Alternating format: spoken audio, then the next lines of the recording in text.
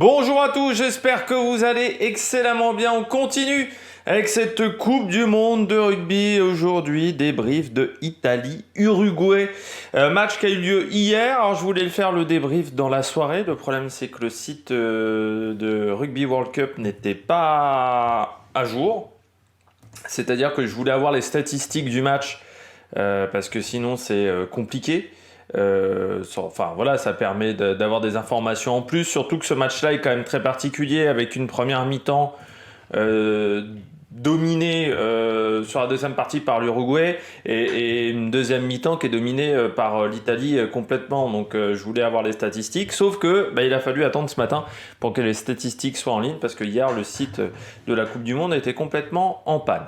Bon, n'hésitez pas à vous abonner à la chaîne, à rager un commentaire, à mettre un pouce bleu, à partager la vidéo sur les réseaux sociaux, notamment auprès de vos proches si vous pensez que ça peut les intéresser. Dans les commentaires, n'hésitez pas à me dire qui vous a plu, qui vous a déçu.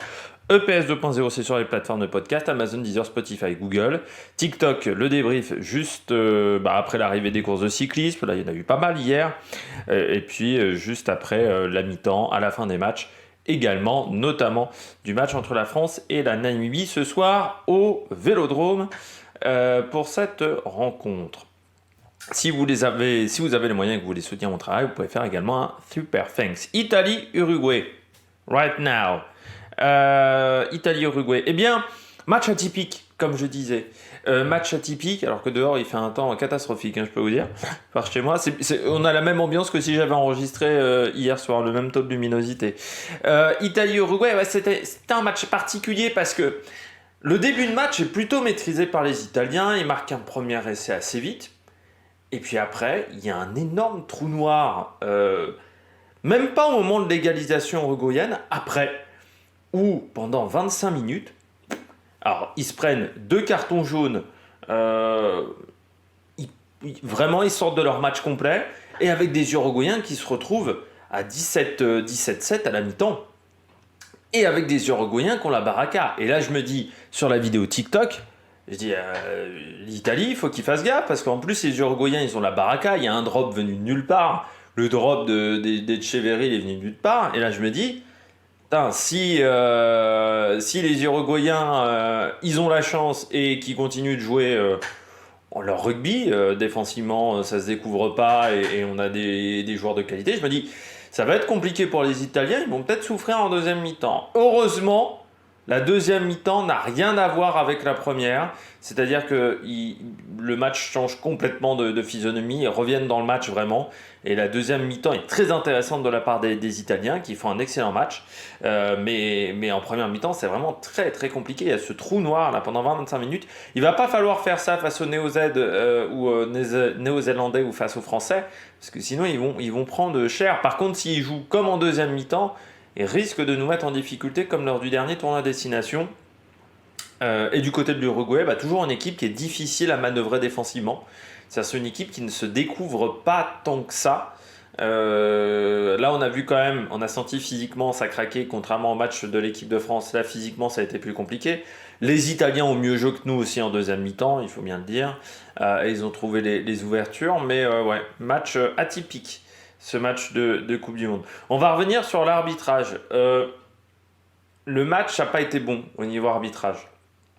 Il n'a pas été bon parce que on a quand même le sentiment que le deuxième carton jaune des Italiens est peut-être un peu sévère. Et après, j'ai le sentiment qu'en deuxième mi-temps, on a dû parler à l'arbitre. Et on a dû lui dire qu'il fallait peut-être rééquilibrer les choses. J'ai eu le sentiment en deuxième mi-temps qu'on a tenté de rééquilibrer ce qui s'était passé avec ce deuxième carton jaune, notamment un des essais italiens qui n'est pas valable parce qu'il n'est pas aplati dans le but. Il y a un des essais italiens qui aurait dû être vérifié par la vidéo, ce qui n'a pas été le cas. La vidéo qui a été très très présente dans cette rencontre, qui a haché le jeu. On a eu au moins 7-8 moments de vidéo, pas toujours justifiés en plus. Il y a des moments, c'était pas des grosses erreurs, c'était pas des erreurs manifestes, on pourrait dire presque au foot de l'arbitre, mais c'est vrai qu'il y a un moment, c'est un plaquage un peu haut, mais qui n'est pas fait exprès. Donc je sais pas pourquoi on passe pendant 1 minute 30 à revoir la vidéo sur cette action-là. Donc je trouve que la vidéo n'est pas bien intervenue et que l'arbitrage n'était pas bon, parce qu'on a senti qu'on voulait rééquilibrer les choses en deuxième mi-temps. Voilà, c'était pas un bon match d'arbitrage. Angus Garner. Et ce qui fait que ça a haché énormément le rythme du match aussi, parce qu'en première mi-temps, le match était tout le temps arrêté par des actions. C'était assez désagréable. Bon, du côté des choses qui m'ont plu, qui m'ont déçu, on commence avec l'Italie. Ce qui m'a déçu, c'est quand même. Ils commettent pas beaucoup de fautes, surtout en deuxième mi-temps, les Italiens, parce qu'on est quand même à 7 fautes dans la rencontre. 8. 8, voilà, fautes dans la rencontre. Sauf que, en première mi-temps, ils les accumulent, et surtout, ils font des grosses fautes. C'est-à-dire qu'ils commettent peu de fautes sur les zones de grattage, par exemple, vous savez, le ballon qui tombe. Mais par contre, ils commettent des plaquages hauts. Il y aurait pu avoir un deuxième carton jaune. Moi, je leur ai donné peut-être à un autre joueur, tu vois, ce deuxième carton jaune, parce qu'il y a un moment en fin de première mi-temps, ouah, ils envoyaient des plaquages hauts quand même, les Italiens. C'était très, très dangereux. Je me posais des questions également sur la force mentale de cette équipe. On a quand même l'impression que quand elle joue des matchs qui sont abordables, elle a beaucoup de mal, cette équipe italienne, alors que quand elle joue des gros, c'est presque là où elle joue le mieux. C'est vrai que les matchs abordables, notamment sur le dernier tournoi destination, le match face au Pays de Galles, le match face à l'Angleterre, qui sont pourtant des matchs où l'Angleterre, par exemple, est la tête au fond du trou, ils passent complètement à côté de leur rencontre, pareil face au Pays de Galles, c'est assez dommageable. Parce que cette équipe, par exemple, face à l'équipe de France, face à l'Irlande, elle a bien joué. Elle perd, mais elle perd face à des équipes qui jouent mieux qu'elle. Sauf que quand elle tombe face à des petits, on sent qu'elle a du mal. Et là, c'est le sentiment que j'avais à la fin de la première mi-temps, c'est vraiment qu'elle avait du mal à mettre en place son jeu, parce que mentalement, ça partait dans tous les sens, qu'il n'y avait aucune cohérence dans ce qui était pratiqué. Beaucoup de précipitation, un jeu offensif qui était catastrophique en première mi-temps, par contre en deuxième mi-temps beaucoup mieux. La différence, c'est qu'on a utilisé les deuxième et troisième lignes. Quand vous avez des deuxième et troisième lignes de cette qualité-là, parce que l'équipe italienne en deuxième et troisième ligne, vous avez quand même Canone, Ruzza, Negri, Lamaro et les deux Canone, Nicolo et Lorenzo Canone. Quand vous avez ça en deuxième ligne, la troisième ligne, eh bien il faut s'en servir. Vous avez des joueurs de qualité qui sont capables de casser des plaquages, donc il faut les utiliser. Il faut les utiliser dans l'axe. Il faut les utiliser aussi parce que ça peut consommer des joueurs reguilleurs adverses et libérer ensuite de l'espace vers l'extérieur. Pendant toute la première mi-temps, la balle passait directement quasiment à Garbizzi et à Capuzzo. Ou à Pani, voilà. On n'utilisait pas ce jeu dans l'axe. Et c'est pour ça qu'en face, les Uruguayens, ils sont pas cons non plus. En plus, ils sont très bons défenseurs. Ils étaient en place, alignés, il n'y avait pas de souci. La différence en deuxième mi-temps, on rentre dans l'axe.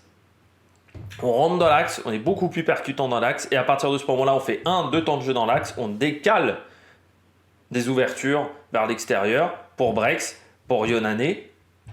Notamment aussi, c'est Brex qui marque un bel essai sur 3-4 temps de jeu sur la ligne. Mais on utilise beaucoup ces actions-là et ça marche beaucoup mieux. Et on sent que dès qu'on utilise les deuxième et troisième lignes italiens, c'est des joueurs vraiment de qualité. Il n'y a pas que Capuzzo dans cette équipe italienne. Et là, c'est vraiment très bien. C'est vraiment du très bon travail. Bien entendu, la vitesse des lignes arrière, c'est vrai qu'on a des joueurs vifs, on a des joueurs qui sont compliqués à plaquer. Je pense à Garbizzi, à Capuzzo, même le petit Pani, pas mal aussi. Ça, c'est des joueurs qui sont très difficiles à bloquer. Et c'est des joueurs où tu sens que les défenseurs adverses, il faut parfois y aller à deux. Forcément, quand il va à deux, tu déclenches des ouvertures. Et puis, c'est des joueurs, notamment Capuzzo, qui a aussi un très bon jeu au pied, qui est intelligent dans ses repères dans l'espace et qui fait très mal. La conquête, mais ça va avec cette deuxième et troisième ligne. C'est vrai que le secteur de la conquête, en deuxième mi-temps, c'est vraiment très réussi de la part des Italiens.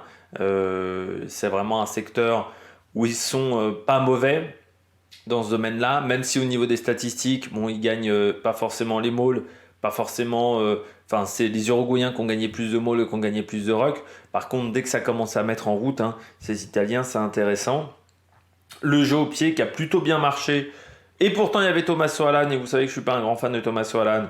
Ça a plutôt bien marché. Et puis, ce travail dans l'axe, quand on l'a commencé à s'en servir, ça a été excellent. Et puis, cette deuxième mi-temps qui est très intéressante, notamment sur la discipline peu de fautes de la part des Italiens et aussi sur le secteur de la conquête. Voilà, il faut vraiment que cette deuxième mi-temps, c'est une référence pour le match face à la France, pour le match face à la Nouvelle-Zélande. Si vous voulez tenir ces deux matchs-là, mais il faudra tenir cette deuxième mi-temps pendant 80 minutes. Est-ce que les Italiens sont capables de faire ça pendant 80 minutes au niveau concentration, au niveau mental? Ça, c'est la grande question. On passe aux Uruguayens. Du côté des Uruguayens, toujours cette défense. Je voulais regarder un truc, c'était le nombre de plaquages manqués, qui est quand même un peu plus important, mais 119 plaquages, 21 manqués, c'est pas si énorme que ça quand même, hein, le taux de plaquage manqué des Uruguayens, parce qu'on est à 136-15 pour les Italiens, mais qu'on fait un bon match dans ce domaine-là. Non, les Uruguayens, vraiment, il y a une très bonne défense. On sent que c'est une défense qui est en place. Alors, dès que tu mets un petit peu de vitesse, là, c'est un peu compliqué. Surtout que là, je pense que physiquement, ils ont eu un petit peu de mal. Par contre, vraiment, la défense, c'est vraiment la défense, on sent qu'ils travaillent, on sent qu'ils aiment ça, ils aiment les plaquages, ils aiment vraiment faire des plaquages de qualité. J'en ai vu plusieurs dans cette rencontre, des plaquages intelligents. Donc, le travail défensif est excellent. Le problème, c'est le jeu offensif en deuxième mi-temps. Ils ont quasiment pas de ballon, hein, parce que quand vous regardez les statistiques, possession en première période, 58% pour les Uruguayens, 42% pour les Italiens. À la fin du match, c'est 51% pour les Italiens, 49% pour les Uruguayens. Donc, vous voyez qu'en deuxième mi-temps, ils n'ont vraiment pas eu de ballon. L'occupation sur l'ensemble du match, c'est 56-44 sur les 10 dernières minutes, 92-8. C'est-à-dire que les Italiens ont monopolisé la balle, ont monopolisé l'occupation des terrains, tout simplement parce que les sorties de camp étaient très compliquées. Un jeu au pied qui a été catastrophique, sauf le drop, j'ai envie de dire, mais qui est un drop miraculeux. Mais Etcheverry rate aussi deux pénalités sur un temps fort, où ils sont en grosse supériorité numérique. Donc le jeu au pied, il faut le travailler du côté des Uruguayens. Il y a eu des soucis en touche, des approximations. Je parlais aussi du jeu au pied en parlant d'approximation, des ballons qui ne font pas 10 mètres après le coup d'envoi. Ils l'ont fait à 2-3 reprises. Donc non, il y a eu beaucoup d'erreurs d'approximation parce que je pense que physiquement, tout simplement, ça tenait plus la route en deuxième mi-temps. Parce que c'est vrai qu'il y a quand même beaucoup de joueurs qui ont fait les deux matchs. Le match de l'équipe de France, le match de l'Italie, du côté de l'Uruguay, ils ont enchaîné les deux rencontres. Et je pense que là, physiquement, ça a été très, très compliqué pour eux. Et puis beaucoup d'erreurs, voilà, beaucoup d'approximations, beaucoup d'erreurs dans le jeu offensif, pas mal d'en avant, voilà, pas mal de petites erreurs, mais qui à la fin coûtent très cher et surtout rend le ballon à l'adversaire. Et puis cette baisse physique là qui s'est quand même sentie assez nettement sur la fin de cette rencontre. Pour moi, par contre, l'Uruguay, c'est au-dessus d'Ananibi hein, pour le dernier match. Normalement, ça sera Uruguay-Namibi. Si je calcule bien, pour le dernier match de Ananibi. Ça devra être le troisième match de l'Uruguay. Donc ça pourrait être intéressant parce que la Namibi, elle va arrêter sa compétition avant les autres parce qu'ils font leurs 4 matchs d'affilée. Parce que c'est comme ça au niveau du calendrier de la Coupe du Monde. Il n'est pas vraiment égaux entre les nations. Bon, on regarde tout de suite les joueurs du match. Du côté de l'Italie, même si j'ai dit que Capuzzo, il n'y a pas que Capuzzo du côté de l'Italie, je trouve que Capuzzo a fait un bon match. Déjà parce que c'est l'un des rares qui fait un match plein du côté de cette équipe italienne. Il a fait 80 minutes. Quand d'autres ont joué pendant 40, 45 minutes, 60 minutes. Lui, il a vraiment joué très bien. Notamment en première mi-temps, il y a une action où il fait un très bon coup de pied dans la défense uruguayenne, parce que la défense uruguayenne est très bonne, par contre elle n'est pas bonne sur les ballons au pied, parce qu'elle est sur une ligne quasiment, il n'y a quasiment pas de joueurs en couverture, et là Capuzzo a fait des très bons jeux au pied, où il mettait la pression sur ses adversaires, il l'a fait à 2-3 reprises aussi en deuxième mi-temps, et où les Uruguayens reculaient de 20 mètres et se retrouvaient sous pression, voire ils devaient constater la touche. Et je trouve que dans le jeu offensif aussi, il a été très intéressant, Capuzzo, bien plus intéressant que sur le match face à Nanibi, par exemple, du côté de Capuzzo. Aussi Canone, Lorenzo Canone, parce que dès qu'il commence à jouer, lui, encore une fois, ça fait un peu la différence. Lamaro, Canone, c'est des joueurs, dès qu'ils ont réussi à être à un meilleur niveau, ça a été très bon. En flop, j'ai mis Fischetti, parce que lui, son carton jaune est... pour moi justifié, qu'en plus au niveau de la mêlée, je ne l'ai pas trouvé très impressionnant. Du côté de l'Uruguay, en flop Etcheverry, parce que le jeu au pied a été catastrophique. que ça soit les sorties de camp, que ça soit les transformations, les pénalités, que ça soit euh, tout type de jeu quoi en fait au pied qui a vraiment pas été bon et à ce niveau-là de Coupe du Monde, il te faut un joueur au pied, c'est ce qui fait la différence pour les nations du Pacifique. Aujourd'hui, c'est qu'elles ont des joueurs qui savent se servir de leurs pieds, ce qui n'était pas le cas du côté de l'Uruguay. Et puis j'ai mis Freitas parce que super joueur. Lui, je sais, voilà, le numéro 11, bah, lui, il fait un super match. En deuxième mi-temps, bah, il n'a pas trop de ballons, mais sur la première mi-temps, il fait vraiment un super match. Bon, bah nous, on se retrouve demain pour faire le débrief de France-Namibie. D'ici là, n'hésitez pas à vous abonner à la chaîne, à réagir dans les commentaires, à mettre un pouce bleu. Puis on fera le débrief également des championnats du monde du contre-la-montre avec notamment le chrono par équipe. Allez, ciao ciao!